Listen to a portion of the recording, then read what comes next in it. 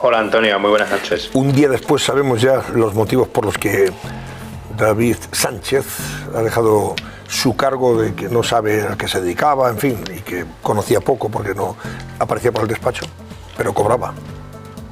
Hay muchas especulaciones. Hoy ha salido a la palestra el vicepresidente de la Diputación y lo han marcado dentro de una propia decisión personal, más allá de posibles estrategias judiciales o intereses políticos de los propios dirigentes de la Diputación. Yo realmente creo que es verdad que no ha podido aguantar la presión, pero la presión de la jueza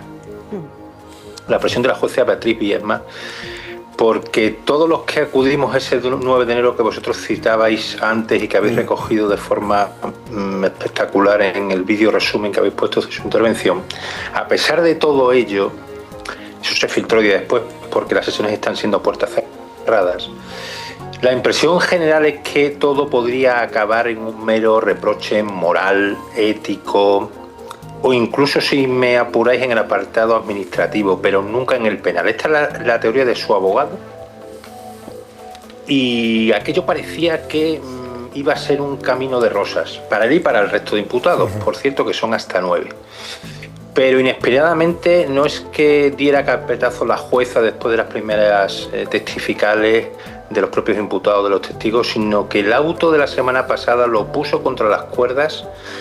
Y estamos cerca, todavía queda parte del periodo de instrucción, seguramente de la apertura del juicio oral. Y eso para mí ha sido la razón fundamental.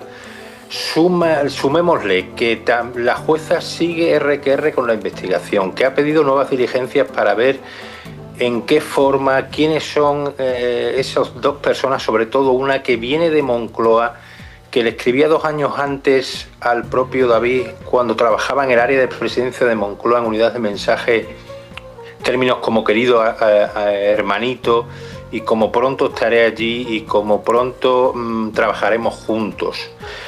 Es decir, correos desaparecidos de la directora del conservatorio, correos corporativos.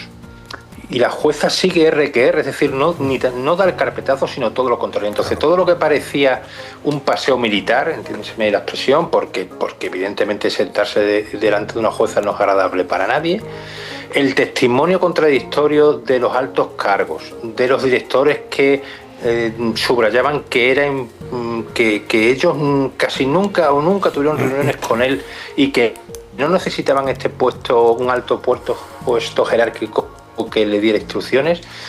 En definitiva, que en vez de quedarse la cosa en nada, como preveía la defensa y el propio David Sánchez, ha girado todo lo contrario y está al borde de que se abra juicio oral. Y para mí esa es la razón fundamental, Antonio. Y aún así tenemos que escuchar al ministro de Justicia diciendo que pidamos perdón por meternos con una persona honesta y tal, etcétera, etcétera. Una persona que está al borde del banquillo, de sentarse al banquillo. Mira, Antonio, ya lo ha hecho también su jefe, el señorito Sánchez, cuando dijo lo mismo del fiscal general del Estado, y está ya con los 2 pies en el banquillo de los acusados. Claro. Pidan perdón, que él no ha hecho nada. Claro, de las propias informaciones de la prensa. Yo solo te voy a dar un dato muy rápido. Que mañana además va a declarar, es una de las 6 personas que mañana declaran ante la juez Viesma, y que viene recogido en el informe exhaustivo de la UCO.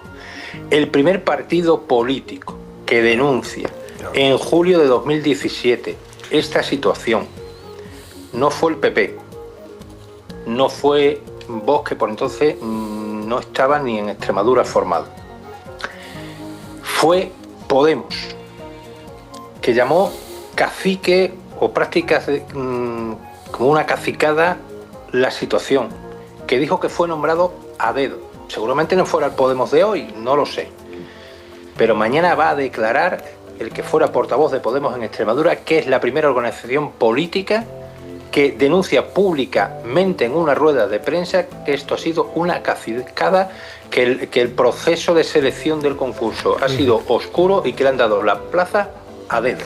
No creo que Podemos esté en la fachosfera ni que esté en la ultraderecha, salvo que nos hayamos perdido algún capítulo. Esto es la forma de ciertas rodillas, que en política se puede hacer todo menos el ridículo, y esto no pierde la ocasión. Bolaños y compañía, la ministra Alegría, el ministro López, en fin, estos no pierden nunca la ocasión para hacer el ridículo, insultarnos, porque claro, es que con esas declaraciones insultan el común común de los mortales y nuestra inteligencia. Digamos. Estamos viendo las cosas. Alguien que prácticamente se autoinculpa con las respuestas que le dio a la juez, hombre, algo tendrá que responder, ¿no? Desde el punto de vista legal, supongo yo. Claro, insisto, luego podremos, yo no soy un experto jurídico, no sé si esto lleva o puede llevar a alguien a pedirle años de cárcel en un proceso penal. Insisto que su defensa, Emilio Cortés, advertía que en todo caso sería algún reproche, si es que lo hay dentro de la propia institución, administrativo. Hemos hablado de varios temas, porque además se iban cayendo, si es que ellos entraron allí con absoluto optimismo, porque se caía el tema de la acusación de posible enriquecimiento. Acuérdate que hemos hablado mucho, 1,4 millones de euros. Pero se caía, y eso lo refleja Hacienda, y fueron a testificar los 3 responsables máximos de Hacienda en Extremadura, que lo único que han podido hacer, porque aseguraron que no tienen medios para más, es comprobar que su situación en cuanto a la presentación de la renta año a año pues era legal, pero que no tienen medios materiales. Además, él está empadronado en Elvas y los convenios entre España y Portugal para que la propia Hacienda Pública española vaya allí a investigar, pues no están desarrollados, y eso lo han dicho en sede judicial, y que no tienen medios materiales para abrir ad hoc una investigación a este señor, que yo no dudo de que se haya enriquecido, o sea, que pues seguramente no, pero no se ha hecho una investigación prospectiva, concreta, se ha ido a investigar sobre este señor. No, eso no ha ocurrido.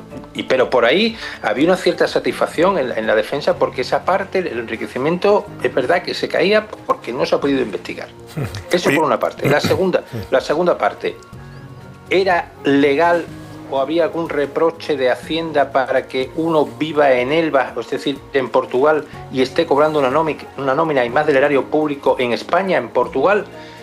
Habíamos visto casos antes de tenistas famosas, de futbolistas, etcétera, de pasar unos días, tienes que pasar un mínimo de días, me parece que eran más de 140 y tantos, hablo de memoria, en España. Bueno, pues aquello también se cae. Dice que con presentar el recibo de la luz y el tener una sede, una vivienda en Elvas, ya se da por hecho de que vive allí y que no pasa nada y que puede seguir declarando allí, que no hay ningún problema. Bueno, pues con esas 2 victorias morales se presentó a declarar. Ya solo quedaba una única cuestión, que es el concurso. Y a partir de donde empieza a tirar la jueza del hilo, y hemos llegado a esta situación.